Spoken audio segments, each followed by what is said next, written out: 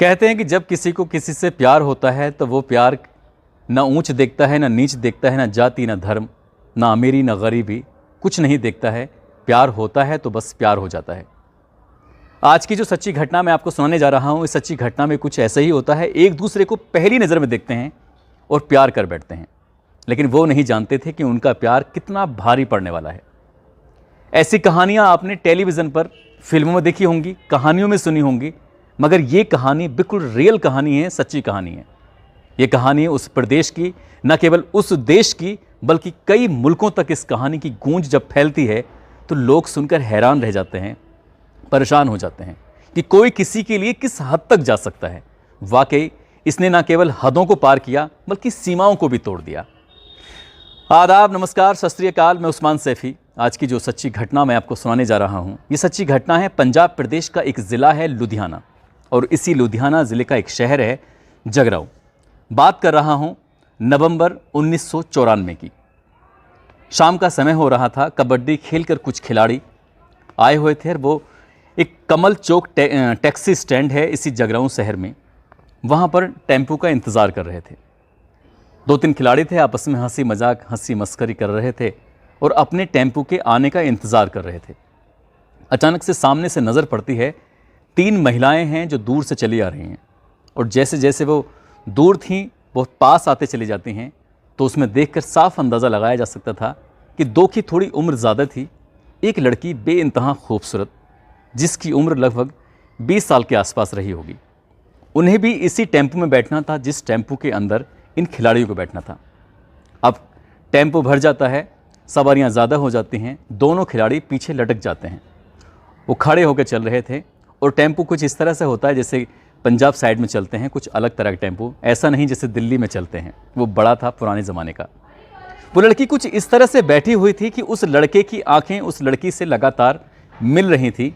कभी लड़का उस लड़की को देखता था, कभी लड़की उस लड़के को देखती थी, और देखते ही देखते दोनों एक दूसरे से आंखें मिलाते थे, फिर आंखें ओझल कर लिया करते थे। जो दोस्त बराबर में खड़ा हुआ है, उस दोस्त की नज़र उस लड़की पर भी थी और उस लड़के पर भी थी।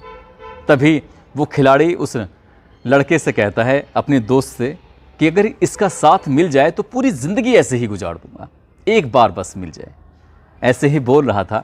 सफ़र पूरा होता है, उनका गांव आता है खोंसा, वहाँ पहुँचते हैं और उतर जाते हैं। लड़की थोड़ा सा आगे जाके उतर जाती है। अब लड़का रात में जब सो रहा था तो सोते हुए पर उसको ख्वाब में वही लड़की दिखाई देती है, उसका वही चेहरा दिखाई देता है। पूरी रात उसको नींद नहीं आ रही थी। जब देखो उसके बारे में करवट बदल बदल कर पूरी रात कट जाती है। रात तो कट जाती है, दिन निकलता है, किसी काम में मन नहीं लग रहा था। वो लड़का खिलाड़ी होने के साथ साथ उसके परिवार के लोग किसानी का काम करते थे। खेत पर जाना था और माँ लगातार बार बार आवाज़ दे रही थी कि बेटा खेत पर भी जाना है, जल्दी से उठ जाओ। सुबह के लगभग 9 बजे के आसपास का वक्त रहा होगा, अगले दिन की बात है। और तभी अचानक से ज़ोर ज़ोर की आवाज़ें आ रही थी। उसमें आवाज़ आ रही थी, हेल्प हेल्प हेल्प। लड़की की आवाज़ थी। वो लड़का कहता है कि ये आवाज़ कहाँ से आ रही है। दरअसल वो लड़का होता है सुखविंदर सिंह उर्फ मिट्ठू। मिट्ठू अपनी माँ से पूछता है, माँ ये आवाज़ कहाँ से आ रही है, क्या बात है। तभी उसकी माँ कहती है, बाहर कोई लड़की है, परेशान हो रही है। तभी वो लड़का दरवाज़ा खोलता है, और दरवाज़ा खोलकर जब देखता है सामने घर के एक स्कूटर है। स्कूटर पर वही लड़की जो कल अभी टेम्पो में मिली थी। ऐसा समझ लीजिए जैसे उसकी मांगी हुई मुराद पूरी हो जाती है। वो लड़की कहती है, हेल्प, मेरी हेल्प कर दो, मेरा स्कूटर बंद पड़ा हुआ है। तभी वो लड़का उस लड़की के पास जाता है और जाकर देखता है तो वो लड़की लगातार किक मार रही है, और उस जमघट को कई सारे लोग, कई बुजुर्ग लोग जो गाँव में होते हैं, वो भी देख रहे थे। लड़के ने देखा तो उसने उस स्कूटी की चाबी की जो थी उसको ऑन नहीं किया था। स्कूटी तो अब बोलते हैं, उस टाइम तो स्कूटर हुआ करते थे। स्कूटर की चाबी को वो 1-2 बार खुद से ही वैसे किक मारता है, और किक मारते हुए वो उसकी जब ऑन करता है, स्कूटर स्टार्ट हो जाता है। दरअसल स्कूटर में कोई कमी ही नहीं थी, यानी कि वो लड़की कहीं ना कहीं उस लड़के को ही बुलाने की कोशिश कर रही थी। और जैसे ही उसको थैंक यू बोल के जाती है, उससे हाथ मिलाती है। हाथ में एक पर्ची होती है, उस पर्ची पर लिखा था आई लव यू। यानी कि उसने कबड्डी में तो जीतता था या हारता था पता नहीं, लेकिन उसने टेम्पो में पहली बार में ही उस लड़की को क्लीन बोल्ड कर दिया था, जीत लिया था उसका दिल। और यहाँ से एक प्यार की शुरुआत होती है। वो समय तय करते हैं कि हमें मिलना है, और जगराऊँ शहर में मिलने की तारीख और दिन तय कर देते हैं। यानी कि अगला ही दिन, अब तीसरा दिन था उनकी मुलाकात का, तीसरे दिन वो मुलाकात करते हैं। मुलाकात करने के बाद यहाँ से उनकी दोस्ती की शुरुआत होती है। लड़की अपने बारे में बताती है कि नाम है उसका जसविंदर कौर उर्फ जस्सी, उम्र लगभग 20 साल, रहती है कनाडा में। वहाँ पे बहुत बड़ा बिजनेस व्यापार है, अरबपति फैमिली है। लोग करोड़पति होते हैं लेकिन वो अरबपति है, 100 से ज़्यादा करोड़ के मालिक थे वो। और उस ज़माने में ये बात कर रहा हूँ 1994 की। जब लड़का इस बात को सुनता है तो लड़का हैरान था। उसने कहा कि शायद ये जोड़ी बिल्कुल शायद किसी को मंजूर नहीं होगी, क्योंकि वो कम पढ़ लिखा, 12वीं पास, वो लड़की ग्रेजुएट थी, सब कुछ इतना पढ़ी लिखी लड़की। उसके बाद उसने कहा कि ये रिश्ता चल नहीं पाएगा, ये प्यार चल नहीं पाएगा। लेकिन वो लड़की कहती है नहीं, कोई दिक्कत नहीं, कोई परेशानी नहीं है। 7 दिन तक ये दोनों एक दूसरे के साथ ऐसे ही मिल रहे थे, ऐसे ही बातचीत कर रहे थे। जहाँ मौका मिलता था, कभी खेतों पर, कभी शहर में, कभी घर के आसपास, कभी इशारों से, कभी बातें। इस तरह से 7 दिन तो गुजर जाते हैं और ये इनकी ज़िंदगी के सबसे खूबसूरत दिन होते हैं। इनका प्यार अब धीरे धीरे करके परवान चढ़ रहा था। लेकिन 7 दिन बाद उस लड़की को अपनी माँ के साथ वापस कनाडा जाना था, क्योंकि वो अपनी ननिहाल में आई हुई थी, अपनी नानी के घर छुट्टियाँ मनाने के लिए, अपने यहाँ मस्ती करने के लिए। 7 दिन हो जाते हैं, पूरा परिवार अब वापस कनाडा जा रहा है। लड़की रो रही है, बिलख रही है कि मुझे नहीं जाना, मुझे तो यहीं रहना है, तुम्हारे साथ रहना है, मैं तुमसे प्यार करती हूँ। लड़का कहता है कि जाना तो पड़ेगा ही। लेकिन लड़की यहाँ पर एक गेम खेलती है, एक चाल खेलती है। दरअसल वो अपना पासपोर्ट को फाड़ कर फेंक देती है, छुपा देती है। और जब घर वालों को ये पता चलता है कि इसका पासपोर्ट कहीं गुम हो गया है, वो ऐसी एक्टिंग करती है जैसे कि पासपोर्ट तो मैंने रख दिया है लेकिन मैं रख के भूल गई हूँ। पूरे घर में हर जगह उस पासपोर्ट को तलाशा जाता है, पासपोर्ट नहीं मिलता। दिन तारीख तय थे, क्योंकि हवाई जहाज़ के टिकट पहले से ही कनाडा के लिए हो चुके थे। अब इस लड़की को यहीं रुकना पड़ता है, बिना पासपोर्ट के ही जा नहीं सकती थी। परिवार के लोग सब कनाडा चले जाते हैं, लड़की यहीं रह जाती है। और यहाँ रहने के बाद इन दोनों के प्यार की पीकें और बढ़ने लगती हैं। लेकिन ये परिवार अरबपति होने के साथ साथ रसूख वाला था और जानकारी रखने वाला था। महज 14 दिन लगते हैं, 14 दिन के अंदर ही उसका नया पासपोर्ट कनाडा से बन के आ जाता है। और जैसे ही पासपोर्ट बन के आता है, टिकट भी साथ में आता है। अब उसे यहाँ से जाना था, यहाँ से सीधा वो वापस चले जाते हैं। और जाने के बाद अब उन दोनों की कहाँ मन लगने वाला था। वक्त धीरे धीरे बीतता है और चिट्ठियों का दौर शुरू होता है। लड़की बेहद पढ़ी लिखी थी और अंग्रेज़ी मीडियम की, इंग्लिश मीडियम की पढ़ी लिखी थी, इसलिए इंग्लिश में ही लिखती थी अपने लेटर वगैरह। और यहाँ जब लेटर आते थे, वो लड़का इतना पढ़ा लिखा था नहीं, उसको हिंदी तो खैर दूर की बात है, अंग्रेज़ी बिल्कुल भी नहीं आती थी। आती थी तो पंजाबी भाषा में वो अपनी बात को कह सकता था और पंजाबी में ही वो लिख सकता था। अब वहाँ से अंग्रेज़ी में लेटर आते थे, यहाँ से पंजाबी में जाते थे। ये जो भाषाओं का कुछ बाधा थी, वो बाधा तो दूर की, आसपास के लोगों से किसी तरह के से मदद करते हुए। लेकिन इसी बीच में उस लड़के ने कहा कि अगर तुम चाहो तो मुझे बात कर सकते हो। वहाँ पास में एक एसटीडी बूथ है। उस टाइम एसटीडी हुआ करते थे, आज की तरह मोबाइल फ़ोन नहीं हुआ करते थे, घर घर में भी फ़ोनों की व्यवस्था नहीं हुआ करती थी। तो उस लड़की ने जब फ़ोन करती थी कनाडा से, तो एक एसटीडी बूथ पर फ़ोन आया करता था। उसके लिए टाइम, समय जब सब कुछ निर्धारित हुआ करता था तो दोनों बातचीत किया करते थे। और ऐसे ही चलते चलते वक्त आगे गुजरने लगता है और लगभग 4 साल बीत जाते हैं। जब 4 साल बीत जाते हैं, इसी बातचीत में एक बार फिर उस लड़की को मौका मिलता है और अपने नानी के घर आने का। 1999 में वो फिर से घर आती है और घर आने के बाद अपनी नानी के यहाँ अब इन दोनों की तो जैसे ज़िंदगी बनने वाली है। लेकिन वो नहीं जानता था और वो नहीं जानती थी कि इस लड़की की एक बहुत अमीर घराने में शादी तय हो चुकी है। वहाँ शादी की बात चल रही है, जल्द ही शादी होने वाली है। और जैसे ये बात लड़के को पता चलती है, लड़का भी परेशान था। लड़की बिल्कुल नहीं चाहती थी, वो चाहती थी कि वो शादी करेगी तो मिट्ठू से शादी करेगी। जस्सी मिट्ठू से शादी करने के लिए अब चुपके से यहाँ से अमृतसर की तरफ निकल जाते हैं और वहाँ जाकर मैरिज कर लेते हैं। लव मैरिज करके एक गुरुद्वारे में वो शादी वादी कर लेते हैं। लगभग 1 महीने तक ये लड़की अब यहाँ रहती है। शादी वादी तो उसकी वहाँ नहीं हुई थी, क्योंकि उसने ज़िद पकड़ ली थी कि मुझे शादी ही नहीं करनी है। अब सब कुछ इसकी ज़िंदगी में अब सामान्य नहीं था। ये 1 महीने तक साथ साथ रहते हैं ननिहाल में, जिस तरह से वो हर साल की तरह घूमने के लिए आया करती थी। और इस बार वो लड़की जैसे ही अपने परिवार के साथ ये जा रही है और जाते जाते उसके मौसेरे भाई ने उस लड़की को उस लड़के के साथ देख लेता है। जब देखता है तो तब उन्हें मजबूरी में ही अपनी जो प्यार की बातें थीं, अपनी जो शादी की बातें थीं, वो ओपन करनी पड़ जाती हैं, यानी कि बतानी पड़ जाती हैं। और जैसे ही ये बात उस लड़के को पता चलती है, इस लड़के ने सबसे पहले ये बात अपने घर में, अपने परिवार में बताई और यही बात सीधे कनाडा पहुंच जाती है। इस घर के अंदर दो लोगों की बहुत ज़्यादा चला करती थी, इस लड़की की माँ मलकीत कौर की और इसके मामा सुरजीत बादशाह की। अब सुरजीत बादशाह को जब ये बात पता चलती है कि उनकी भांजी गई थी गांव के अंदर घूमने के लिए ननिहाल में सब, लेकिन उसने शादी कर ली है, तो ये बात वो बर्दाश्त नहीं कर पाए और उस लड़की के साथ मारपीट शुरू हो जाती है। मारपीट शुरू होने के साथ ही अब कहीं ना कहीं उस लड़की ने साफ इनकार कर दिया, मुझे जीना है उसके साथ, मुझे मरना है उसके साथ, तुम चाहे कुछ भी कर लो, कुछ भी हो जाए, मैं इस रिश्ते को कभी भी ख़त्म नहीं करूँगी। इधर लड़के पर भी आफतें आनी शुरू हो जाती हैं। लड़के पर झूठ मूठ के 1-2 मुकदमे दायर कर दिए जाते हैं और उसे परेशानी कहीं ना कहीं पुलिस करने लगती है, क्योंकि न केवल उनका कनाडा में बहुत अच्छा कारोबार था, बल्कि यहाँ भी वो बहुत ज़्यादा अमीर लोग थे। इस गांव में इस लड़के की बिसात कुछ ज़्यादा अच्छी नहीं थी, ये कमज़ोर घर से था, इसलिए उनके सामने लड़ने की इसकी कोई औकात नहीं थी। कुल मिलाकर उस लड़के को जब यहाँ परेशान किया जाने लगा, उधर उस लड़की को एक लड़की आके मिलती है और कहती है कि तुम इतना परेशान क्यों होती हो जस्सी, क्यों ना हम उस लड़के को यहीं बुला लें तो कैसा रहेगा। तो कहती है कि ये तो बहुत ही अच्छा रहेगा। तो वो कहती है कि अगर उसे बुलाना है तो कुछ डॉक्यूमेंट्स हैं, इस पर साइन कर दो। अब वो लड़की उसे कुछ डॉक्यूमेंट्स देती है। वो इतना खुश थी उस डॉक्यूमेंट्स को देखने के बाद कि अब हमेशा के लिए मिट्ठू यहाँ आ जाएगा, जस्सी उसकी हो जाएगी और वो जैसा चाहे वैसी ज़िंदगी जिएंगे, क्योंकि दोस्त ने बोला था। वो नहीं जानती थी कि उसके साथ छल होने वाला है। दरअसल उसने 10-5 पन्ने दिए थे, उस पर सिग्नेचर करती चली जाती है।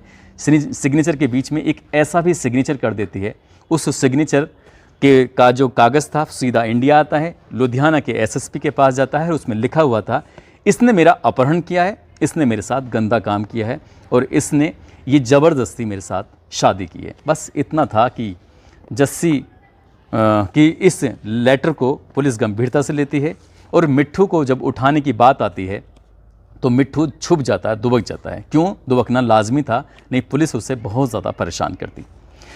अब उस मैरिज सर्टिफिकेट को भी देखा जा रहा था जिसमें शादी हुई थी, उसमें जो कुछ दोस्तों की गवाही थी, उन दोस्तों को भी गिरफ्तार करने के लिए जब पुलिस दबिश देती है, ना केवल यहाँ मिट्ठू बल्कि उसके दोस्त के परिवार के लोग, उसकी मौसी, मामा, फूफी, पापा, भाई, जो भी परिवार में लोग थे, उन सब पे जुल्म होने लगते हैं और मजबूरी में दोस्तों को और साथ ही मिट्ठू को पुलिस के हवाले होना पड़ता है और पुलिस इन्हें गिरफ्तार करके जेल भेज देती है।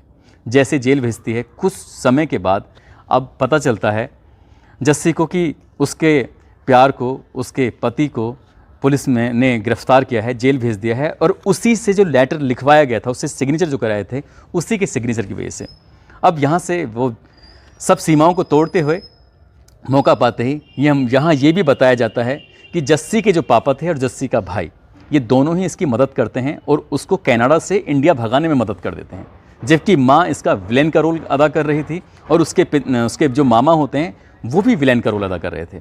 सीधा वो यहाँ आती है इंडिया आने के बाद सीधा पहुँचती है, ये मई 2000 की बात है। तो उसके बाद एसएसपी के पास जाती है, कहती है कि हम दोनों ने राजी से शादी की है, हमारी 24-25 साल की उम्र है, आप हमें ऐसे कैसे मेरे पति को गिरफ्तार कर सकते हैं, इसे ऐसे कैसे बंद कर सकते हैं। जब ये बात एसएसपी सुनता है तो उसके खिलाफ जो मुकदमा लिखा गया था पहले लेटर के खिलाफ, पहले लेटर की वजह से उस लेटर को भी रद्द कर दिया जाता है और उस लड़के को छोड़ दिया जाता है, उसके दोस्तों को भी छोड़ दिया जाता है। अब सब कुछ ठीक चल रहा था, लेकिन उन्हें लग रहा था कि सही नहीं है, क्योंकि उसका मामा और उसकी माँ छोड़ेंगे नहीं और यहाँ के जो लोकल के लोग हैं इनको छोड़ेंगे नहीं। अब यहाँ से भाग जाते हैं। अब भागने के बाद इधर उधर अपने छुप रहे थे, कभी इस प्रदेश के किसी शहर में, कभी दूसरे प्रदेश के किसी शहर में छुपते छुपाते ऐसे चल रहे थे। तभी एक दिन उसकी माँ का फ़ोन आता है और फ़ोन आने के बाद उसकी माँ कहती है कि बेटा, यानी कि 7 जून 2000 को उसकी माँ फ़ोन करती है और कहती है कि बेटा तुमने गलती तो बहुत बड़ी की है, लेकिन कोई बात नहीं, हम तुम्हारी गलती को माफ़ कर देते हैं और एक काम करते हैं, हम तुम्हारी शादी करते हैं धूमधाम से। शादी तो तुम्हारी हो ही गई है, एक रिसेप्शन करते हैं धूमधाम से और इसमें सारे रिश्तेदार शामिल होंगे, सब लोग शामिल होंगे। लड़का भले ही हमसे नीचा है, गरीब है, परेशान, लेकिन तुम्हें परेशान होने की ज़रूरत नहीं है, हम उसको बहुत सारी दौलत देंगे, उसको हम अपने बराबर में अपने कद में लेके आएंगे। लड़की खुश हो जाती है, अपने प्यार से कहती है कि देखो माँ मेरी मान गई है, क्योंकि वो रसूख वाले लोग थे। ये जब इधर उधर छुप रहे थे तो अपने मामा के घर पे थे और उन्हें ये पता चल जाता है कि आखिरकार वो किस जगह छुपे हुए हैं। मामा के घर ही फ़ोन किया जाता है और फ़ोन करने के बाद लैंडलाइन फ़ोन पर, और तब ये सूचना जस्सी को दी जाती है। जस्सी तैयार हो जाती है और वो दोनों खुशी खुशी वापस अपने ननिहाल में आ जाती है, अपने उस प्यार को अपने उस मिट्ठू को लेकर। अब यहाँ सब कुछ ठीक था, ऐसा लग रहा था जैसे ज़िंदगी में अब कोई परेशानी है ही नहीं, घर वाले मान ही जाते हैं। लेकिन लड़के के जो घर वाले थे उन्हें कहीं ना कहीं शक था कि कुछ ना कुछ ज़रूर दाल में काला है। 12 जून को ये तारीख रखी गई थी, 12 जून सन 2000 को कि रिसेप्शन होगा, धूमधाम से होगा, सारे रिश्तेदार जुटेंगे। और इसी लड़की ने एक प्लान बनाया कि एक काम करते हैं कि हम लोग बाज़ार चलते हैं घूमने के लिए। यानी कि 8 जून 2000 को ये जगराऊं शहर में जाते हैं, कुछ खरीदारी करते हैं, साड़ी खरीदती है, चूड़ियाँ खरीदती है, जो भी एक ज़रूरत होती है महिला की, वो ज़रूरत का सामान खरीद रहे थे। खुशी खुशी थे, इतना बेइंतहा खुश। दोनों स्कूटर से गए थे, उसी स्कूटर से जिस स्कूटर की चाबी उसको उसने बंद करके लगातार किक मार रही थी।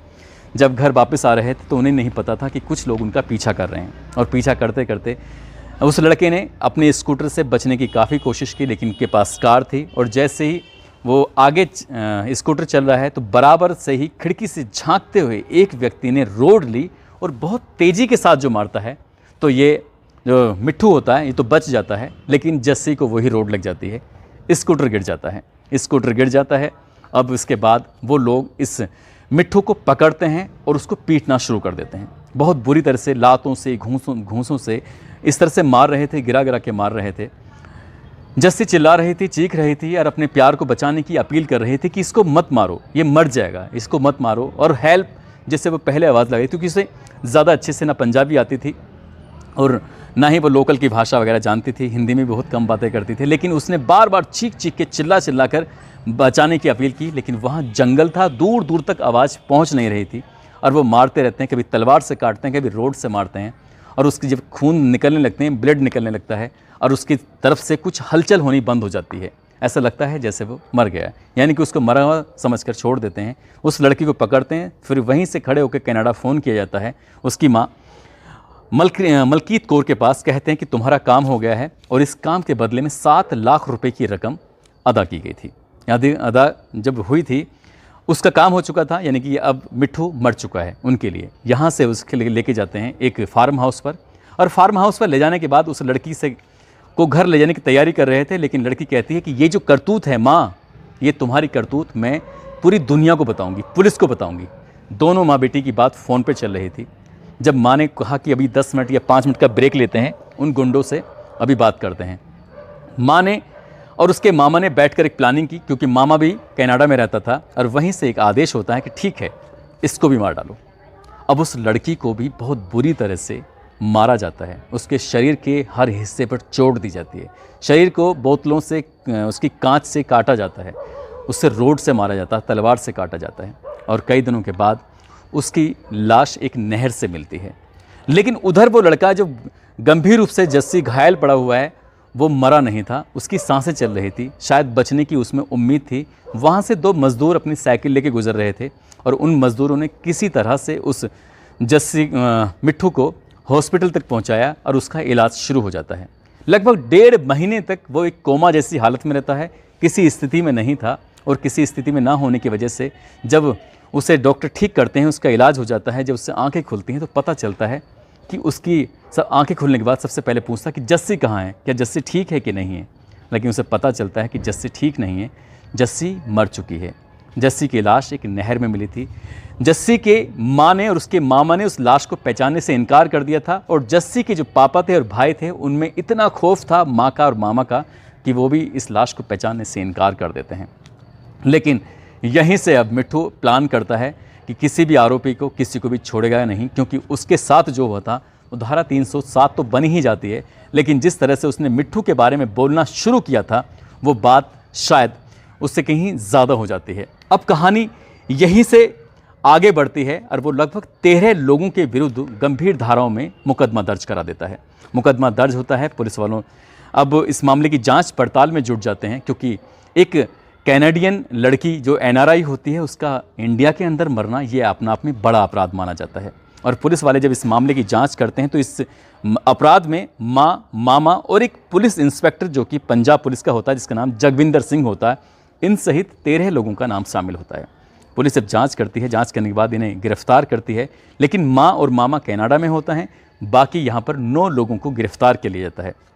लंबे समय तक केस चलता रहता है और केस चलने के बाद फिर 21 अक्टूबर 2005 को अतिरिक्त सेशन जज इंद्रजीत सिंह बालिया की कि अदालत ने 6 लोगों को दोषी माना था और उन्हें आजीवन कारावास की सज़ा सुनाई थी।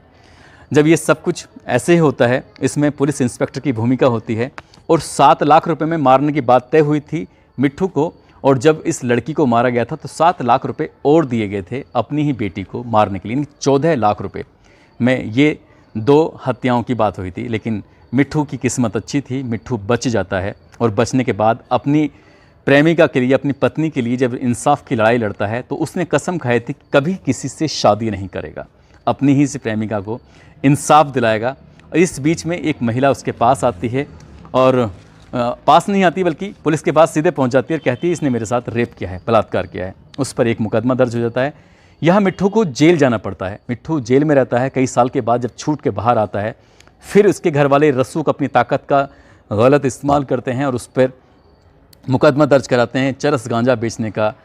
इस तरह के कई मुकदमे थे, लगभग 6-7 चोरी के मुकदमे, 6-7 मुकदमे दर्ज हो जाते हैं। वो कभी जेल में रहता, कभी बाहर रहता, लेकिन उसने हिम्मत नहीं हारी और अपनी जस्सी को इंसाफ दिलाने के लिए वो आज तक भी लड़ रहा है। मामला सेशन कोर्ट के अलावा फिर हाई कोर्ट पहुंचता है, सुप्रीम कोर्ट पहुंचता है और इधर से यहाँ की जो पुलिस होती है इंडिया की, इसकी माँ, जस्सी की माँ को, उसके मामा को गिरफ्तार करने की कोशिश करते हैं।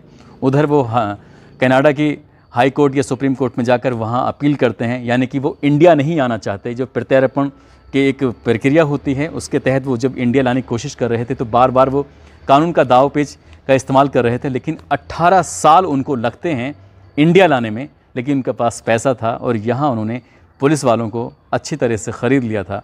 लेकिन इस लड़के ने ईमानदारी से अपना केस लड़कर न केवल इंसाफ के लिए आज भी जद्दोजहद कर रहा है, बल्कि उसने कसम खाई है कि जिस दिन इन सभी आरोपियों को फांसी की सज़ा मिलेगी उस दिन उसका इंसाफ पूरा हो जाएगा, उस दिन उसके प्यार की जीत हो जाएगी। ये सब कुछ आज भी ऐसे ही चल रहा है। लेकिन जिस तरह से ये प्यार, ये कहानी है, इस कहानी ने एक और मोड़ लिया था। ये बात है सन 2012 की। बताया जाता है कि मिट्ठू के पास एक विधायक पहुंचता है, एक मंत्री पहुंचता है। वो कहता है कि हम तुम्हें 2 करोड़ रुपए देंगे, साथ ही 14 किला भूमि, जो अगर हम उत्तर प्रदेश की ये बात करें तो लगभग 50 बीघे से भी ज़्यादा ज़मीन हो जाती है, और वो भी ऐसी जगह पर जो प्राइम लोकेशन होगी, जो कि करोड़ों रुपए की ज़मीन होगी, जिसकी कीमत 5 या 7 करोड़ से ज़्यादा की हो सकती है। इतनी ज़मीन देंगे, नगद भी दे रहे थे, ज़मीन भी दे रहे थे और कह रहे थे कि जो ये मुकदमा है इसको वापस ले लो, ख़त्म करो, जो भी झगड़ा है हमारे तुम्हारे बीच में अब होना नहीं चाहिए। लेकिन मिट्ठू कहता है कि मर जाऊंगा लेकिन पैसे नहीं लूँगा, और उसने वाकई पैसे नहीं लिए और उसकी यही बात उसकी लोगों को पसंद आई। यही नहीं, जब इसकी जस्सी की माँ और उसके मामा को लाने के लिए एक इंस्पेक्टर ने पूरी कवायद शुरू की थी तो उसके पास एक ब्लैंक चेक आया था और उसमें कहा गया था कि जितनी चाहो उसमें रकम भर लो, अपनी मनचाही रकम भर लो और हमें आप कनाडा से इंडिया मत लेके आओ। लेकिन उस इंस्पेक्टर ने कहा कि नहीं, ऐसा हो नहीं सकता, पंजाब की हर पुलिस बिक जाए ऐसा बिल्कुल नहीं होगा। आपका पाला एक ईमानदार ऑफिसर से पड़ा है, आप कई करोड़ रुपए की भी रकम दोगे तब भी शायद वो नहीं बिकेगा। और ये भी एक बात इस कहानी में बहुत ही दिलचस्प होती है। उसकी माँ को बुलाते जरूर हैं, लेकिन हर अधिकारी उसके जैसा हो जाए तो एक अलग बात हो जाएगी। लेकिन हर अधिकारी वैसा होता नहीं है। कानूनी दाव पेच से उन्हें लेके तो इंडिया लेके आते हैं माँ को और मामा को, लेकिन कुछ ही समय वो जेल में रहते हैं और यहाँ से वो छूट जाते हैं। आज ही बताया जाता है कि वो बाहर घूम रहे हैं और आज भी सुखविंदर सिंह उर्फ मिट्ठू अपने प्यार के लिए इंसाफ की लड़ाई लड़ रहा है। कुछ लोग जेल में हैं तो कुछ लोग बाहर हैं। ऐसे ही नूरा कुश्ती जैसा खेल चल रहा है। उसको इंसाफ मिलेगा या नहीं मिलेगा ये भविष्य के गर्भ में छिपा है, लेकिन पंजाब की ये कहानी पूरी दुनिया में चर्चित हो गई थी। दोस्तों, इस घटनाक्रम को सुनाने का उद्देश्य भी किसी को परेशान करना नहीं है, किसी का दिल दुखाना नहीं है, बल्कि आपको जागरूक करना है, आपको सचेत करना है। साथ ही जाते जाते दयावती भीलवाड़ा की रहने वाली हैं, सौर्य सक्सेना उत्तराखंड के रहने वाले हैं, कृष्णा कुशवाहा, आज इन तीनों का जन्मदिन है। इनको जन्मदिन की बहुत सारी शुभकामनाएं, बहुत बहुत मुबारकबाद। साथ ही बलदेव शर्मा, मंजू भाटी, विकास गौतम, नवीन कुमार, राशिद चौहान, हर्ष कुमार, आरिफ खान, नरेश कुमार, साकिब अंसारी, इरम अंसारी, आदेश कुमार, सद्दाम खान, कुर्बान अली, स्नेहा लता, रजनी कुमारी, आकिल खान, अमीरुल आलम, संधू यूनुस शेख, मोहर्रम अंसारी और मोहम्मद अब्बास आलम, इन लोगों ने नाम लेने की अपील की थी। आप सब लोग अपना ख्याल रखें, सुरक्षित रहें। जय हिंद, जय भारत।